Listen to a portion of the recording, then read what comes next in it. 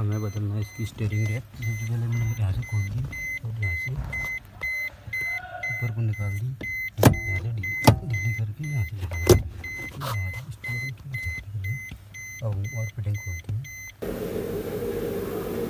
Steering एक frame उतार दी है हमने, बदलते हैं। ये पुरानी गाड़ी है तुम्हारी, ये नहीं है, ठीक है। ये पड़ा पड़ा है तुम्हारा, ये गाड़ी नहीं है, ठीक है। मुझे लगी स्टीयरिंग रैक नहीं, देख लो बात सोचा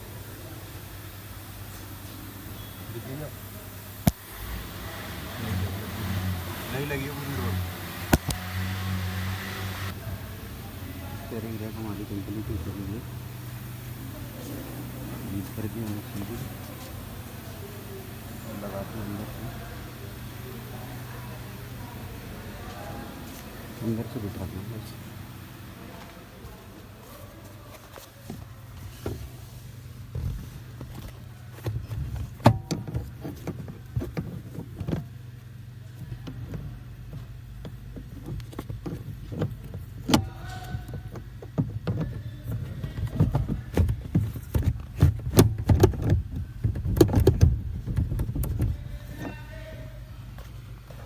स्टीयरिंग लगती है हमारी, अब हम लगाते हैं इसका बोल्ट और फिर हम इसको करेंगे टाइट।